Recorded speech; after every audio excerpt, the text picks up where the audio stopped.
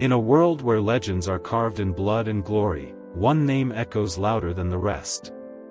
Ragnar Lothbrok. Was he a king? A farmer? A myth? Or all three? This is the story of a man who rose from humble beginnings to become the scourge of empires. A man whose death was not an end, but a spark. One that ignited his sons to shake the foundations of Europe itself. Before he was a warrior, Ragnar was a farmer. Living in the Scandinavian lands during the 9th century, but he dreamt of something more. He wanted lands across the sea, fame, fortune, and the favor of the gods. According to Norse sagas, Ragnar claimed to be descended from Odin himself. But it was not his bloodline that made him great, it was his daring. Ragnar was a very daring man. He thought that the only thing stopping him from achieving his great destiny is Haraldsson.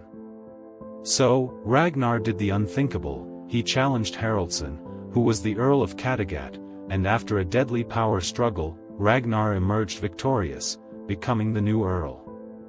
Now, with the only hurdle removed, and with the loyalty of warriors like Floki and Lagertha, Ragnar began his conquests across the Europe. Ragnar was among the first Norse leaders to raid England. In 793, he attacked Lindisfarne, shocking Christendom and beginning the Viking Age. His raids weren't just brutal, they were strategic.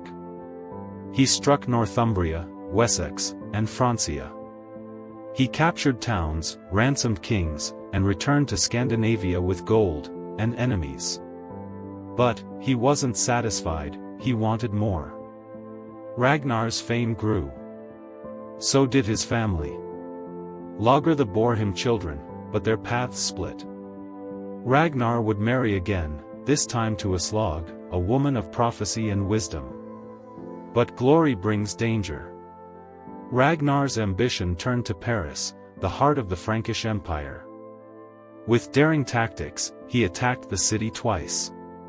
Despite facing heavy losses, he breached the city walls and was paid a king's ransom in gold by Charles the Bald. Ragnar, once a farmer, was now a legend feared across Europe. But glory is not eternal. Age, betrayal, and sorrow caught up with Ragnar. He suffered personal losses, his best friend Floki drifted away, his beloved Athelstan was murdered. And he began questioning the gods. Years later, Ragnar returned to England with a small force, suicidal, some thought. But Ragnar had a plan. He surrendered to King Ælla, the very king he had once defeated. Ælla sentenced Ragnar to death. Not by sword, but by snakes. Bound and thrown into a pit of vipers, Ragnar's body failed, but his voice did not, and he said his last words that changed the history of Europe forever. He said with his dying words, "How the little piggies will grunt when they hear how the old boar suffered." With his final breath, he cursed his killers and foretold the wrath of his sons. Ragnar's death did not silence him, it awoke a storm that shook the whole Europe.